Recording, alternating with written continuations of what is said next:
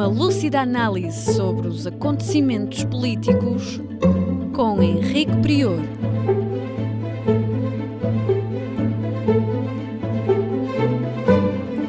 Política Impura, na Rádio Transforma. Sejam bem-vindos a mais um Política Impura, na Rádio Transforma e na Revista em Comunidade. Falaremos, em primeiro lugar, de Portugal e daquilo que neste momento é motivo de debate entre os partidos e na sociedade portuguesa. Aquilo que sucedeu com várias operações policiais e que culminou agora com esta operação relativa ao Governo Regional da Madeira e ao Presidente da Câmara da Madeira e a eventuais casos de corrupção em ambos, e que afinal de contas deu em nada depois de uma espetacular deslocação à Madeira de cerca de 130 agentes da Polícia Judiciária, que afinal de contas, ao fim de tantos anos de investigações e próximo das eleições, resolveram atuar de uma maneira espetacular. Tudo isso, ao fim de 21 dias de detenção de políticos e de empresários da Madeira, aquilo que resultou é em nada, porque o juiz entendeu que não havia o mínimo de indícios de corrupção e, portanto, entendeu não aplicar penas privativas da liberdade aos detidos. Já tínhamos pedido aqui a demissão de Lucília Gago. Até agora ninguém o tinha feito.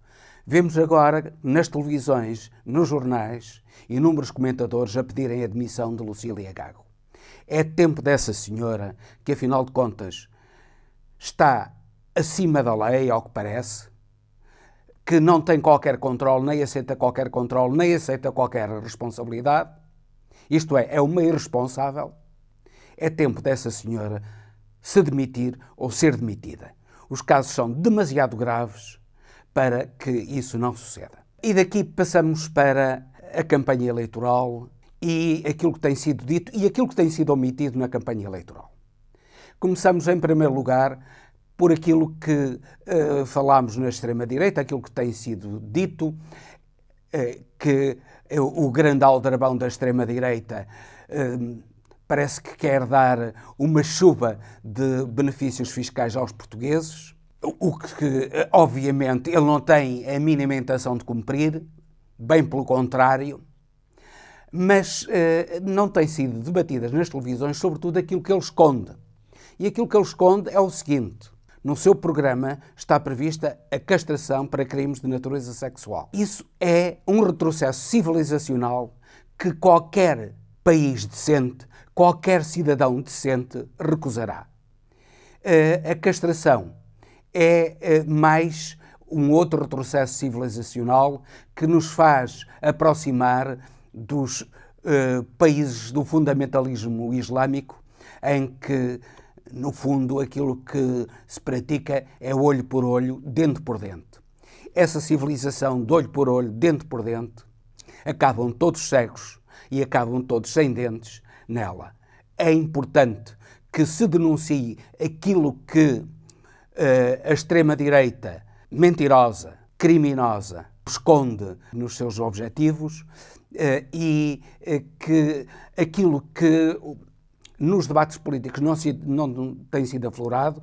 Temos visto, não todos os debates políticos, mas muitos debates políticos com esse aldrabão da extrema-direita, e não tem sido dito que no seu programa está a castração como retrocessos civilizacionais. É importante que todos os portugueses sejam alertados para esse retrocesso civilizacional.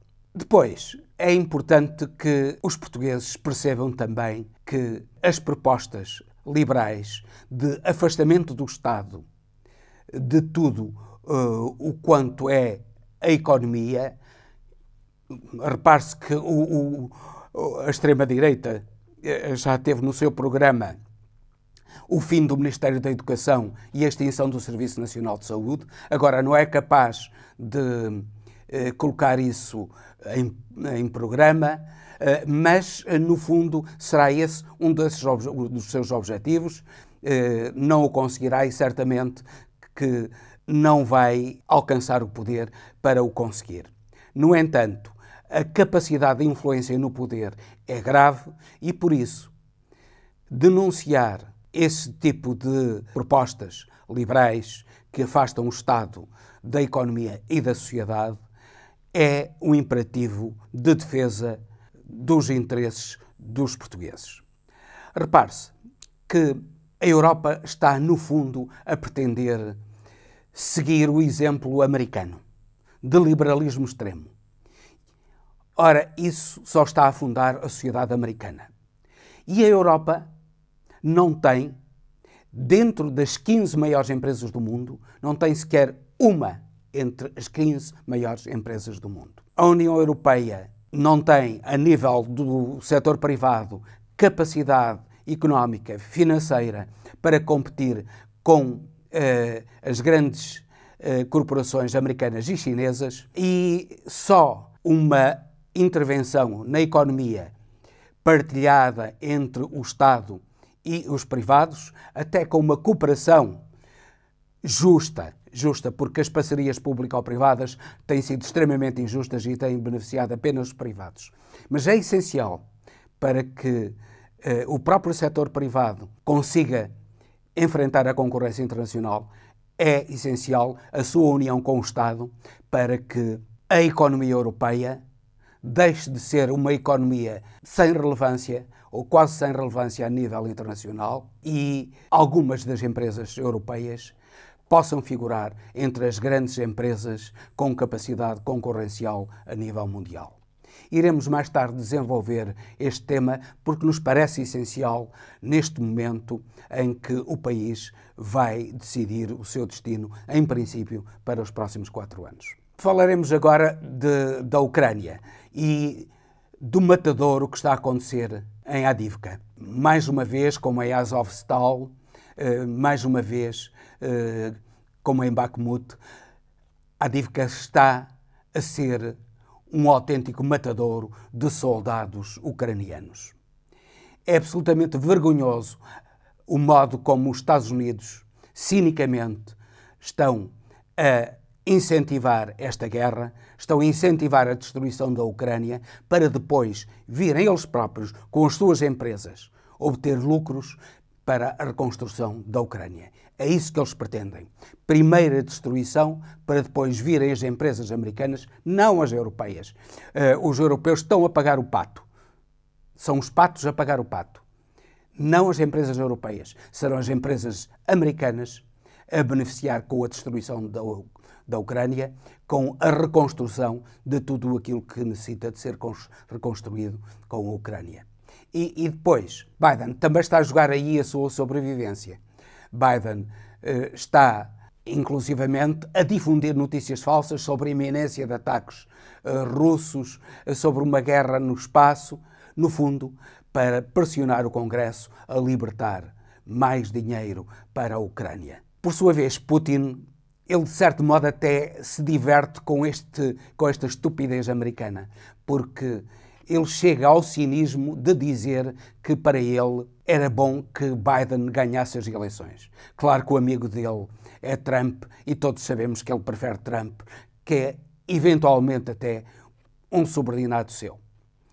Putin, que estará agora responsável pela morte do opositor Navalny, se tiver um indivíduo senil como Trump para o enfrentar, ele não hesitará em levar a cabo outras ações de domínio, embora não com a natureza e a extensão que os Estados Unidos e a União Europeia sacam, mas, nomeadamente, aliando-se à China para asfixiar, na medida em que isso for possível, economicamente, a Europa e os Estados Unidos. Porque a guerra económica é essa a grande guerra que neste momento se trava a nível mundial. A Rússia é um país envelhecido, é um país apenas com 150 milhões de habitantes, embora sendo o país mais extenso do mundo, e não tem qualquer capacidade de concorrência económica com os Estados Unidos e a União Europeia. Simplesmente, aliado à China, a Rússia terá um poder económico enorme e os europeus devem concentrar-se não no confronto militar, mas no confronto económico, porque é aí que se joga a verdadeira independência da Europa. Passamos agora para Israel. Israel que está a levar a cabo uma operação absolutamente terrorista, criminosa, de entrar no hospital e retirar todos os doentes, fazer retirar todos os doentes dentro do hospital, entrar com metralhadoras, entrar aos tiros dentro do hospital, aterrar todo o mundo, o que é um verdadeiro crime de guerra.